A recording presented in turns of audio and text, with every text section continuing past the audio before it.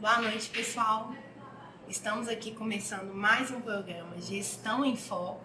Como vimos, o tema de hoje é gestão de conflitos. Estamos aqui recebendo hoje a nossa convidada, Júlia Ramos. Júlia é psicóloga, especialista em gestão de pessoas e vai falar um pouco para a gente sobre esse tema, que é a gestão de conflitos. Boa noite, Júlia. Boa noite, Tainá. É um prazer estar aqui no programa Gestão em Foco para falar desse tema tão importante, tanto para as relações pessoais quanto para as relações organizacionais. Se não forem bem resolvidas, podem trazer sérios problemas. Então, Júlia, mas explica para a gente o que é esse conflito dentro das organizações. Então, Tainá, o conflito significa a existência de ideias, sentimentos, atitudes ou interesses antagônicos que podem se chocar. As pessoas nunca têm objetivos e interesses idênticos. As diferenças de objetivos e interesses pessoais sempre conduzem a alguma espécie de conflito. Em geral, a maior parte dos conflitos organizacionais é provocada por conflitos pessoais. Então, a gente gostaria de saber como surgem esses conflitos dentro das organizações. O conflito, ele ocorre porque uma das partes, os grupos ou as organizações ou as pessoas procuram alcançar seus objetivos ou interesses no relacionamento com outras partes. O conflito passa a existir quando o alcance dos objetivos ou interesses de uma parte sofre a interferência deliberada de alguma outra parte. Essa interferência é a condição necessária para o conflito e ela pode ser ativa, quando a interferência se faz por alguma ação, ou passiva, quando se faz por omissão. Portanto, o conflito é mais do que um desacordo ou choque de interesses. É uma interferência deliberada sobre a tentativa de outra parte de atingir os seus objetivos. Júlia, mas existe algo inerente a essa vida organizacional que colabora de alguma forma, assim, para o surgimento desses conflitos? Existem 3 condições básicas que são inerentes à vida organizacional e que tendem a gerar conflitos. Quais são eles? A primeira seria a diferenciação das atividades. Nós vemos que quando uma organização cresce, ela não só se torna uma organização maior, como também começa a se desenvolver partes ou sistemas, subsistemas especializados. Como resultado disso, ao realizar tarefas diferentes e se relacionar com diferentes partes do ambiente, os grupos eles começam a desenvolver maneiras específicas de pensar, de sentir e de agir. Ou seja, eles passam a ter a sua própria linguagem, objetivo e interesse.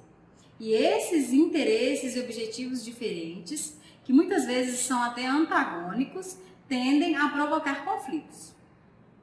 Existe ainda uma terceira condição, que seria as atividades interdependentes, porque os indivíduos e grupos de uma organização, eles dependem uns dos outros para realizar e desempenhar suas atividades. A interdependência existe, então, na medida que um grupo não pode realizar a sua tarefa sem que o outro grupo tenha realizado o seu.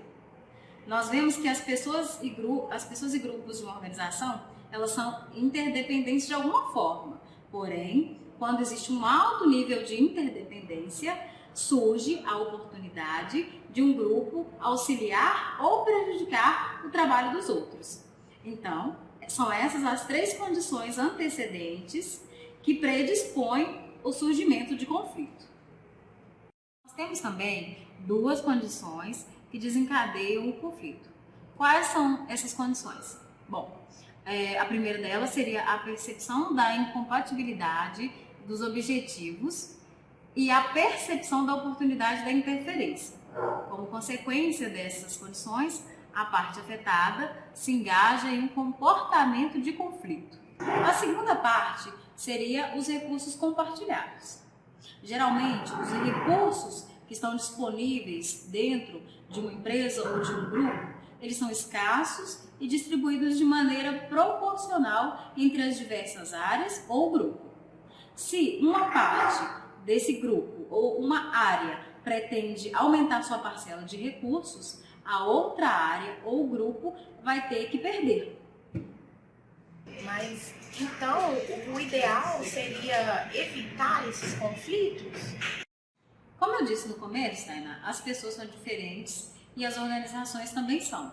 Então, os conflitos são atritos que decorrem da interação entre esses diferentes indivíduos ou diferentes grupos, né? Seriam, portanto, intrínseco ao processo.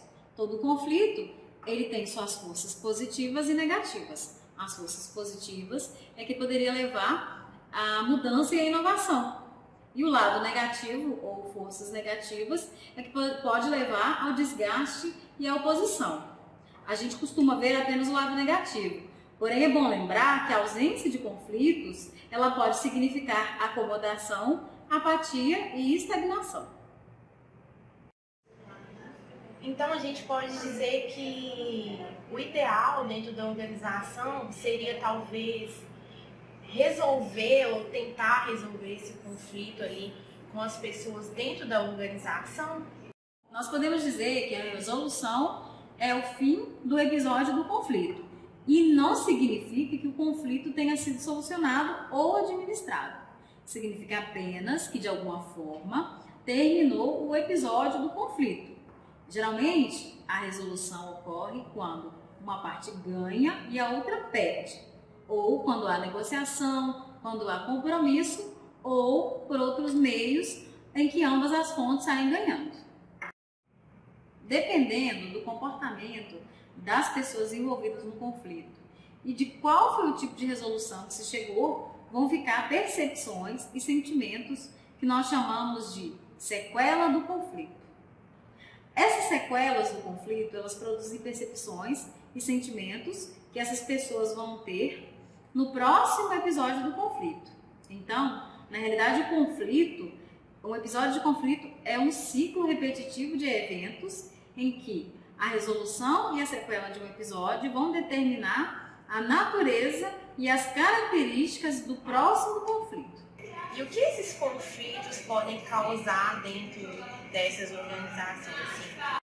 Um conflito, ele pode levar a resultados construtivos ou destrutivos. Quais seriam os resultados construtivos? O primeiro é que ele desperta os sentimentos e estimula as energias. Estimula a curiosidade e interesse em descobrir melhores meios para realizar as tarefas e solucionar os problemas. Também fortalece o sentimento de identidade. Quando um grupo entra em conflito, ele se torna mais coeso, ligado, mais bem identificado com seus objetivos e interesses. Ele também desperta a atenção para os problemas e testa a balança de poder, ou seja, ele ajusta as diferenças de poder entre as partes envolvidas. O conflito, ele pode gerar resultados destrutivos. Dentre esses resultados destrutivos estão que ele desencadeia sentimentos de frustração, de hostilidade e de ansiedade nas partes envolvidas. Esse conflito também pode desviar as energias para ele mesmo, ele pode levar uma parte a bloquear a atividade da outra parte, o que poderia gerar a diminuição da produtividade. Também esse conflito se autoalimenta e prejudica o relacionamento entre as pessoas envolvidas. Qual é, então, a maneira de lidar com esses conflitos? Existe alguma forma de administrá-los? Os dois primeiros tipos de resolução de conflito, que são o ganhar-perder e o perder-perder, eles tendem a incitar a continuidade do conflito, porque a parte que perdeu, ela tende a reiniciar o conflito para que talvez ela possa ganhar. O terceiro tipo de resolução, o ganhar-ganhar, é um tipo de resolução que faz com que a probabilidade de a continuidade do conflito ou um novo conflito seja menor, porque ambas as partes saíram ganhando desse conflito. A maneira como um conflito é resolvido vai influenciar bastante nos seus resultados, sejam eles construtivos ou destrutivos. Um conflito ele pode ser resolvido de 3 maneiras. A primeira maneira seria a resolução ganhar-perder, sendo que neste tipo de resolução, uma das partes ela consegue vencer o conflito e a outra parte ela vai perder. A parte que ganha atinge os seus objetivos e a parte que perde precisa abrir mão daquilo que ela queria. O segundo tipo de resolução é a resolução perder-perder. O que acontece nesse tipo de resolução? Nesse tipo de resolução, ambas as partes vão abrir mão de partes dos seus objetivos, né? E nenhuma das partes alcança tudo aquilo que desejava. O terceiro tipo de resolução é a resolução ganhar-ganhar, onde as partes conseguem identificar soluções bem-sucedidas para os seus problemas, permitindo que ambas alcancem o seu objetivo. E aí eu encerro falando sobre a necessidade, né, e da importância de que os gerentes e os supervisores eles estejam sempre atentos e desenvolvam a habilidade de negociação, porque nem sempre é possível a resolução de ganhar-ganhar. Então, é importante que esses gerentes aprendam a administrar o conflito, né, para que tanto as relações pessoais sejam beneficiadas, né, quanto os resultados da empresa em geral.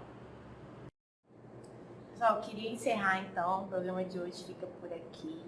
Queria agradecer aí a presença da Júlia, né? Foi muito bom para a gente. Eu que agradeço, Tainá, espero, né, que eu possa ter contribuído para a compreensão desse tema tão importante, né, dentro das organizações e das relações como um todo. Eu também espero que o pessoal tenha aprendido aí, né, sobre a gestão de conflitos, porque realmente é um tema muito importante dentro das organizações. Com certeza.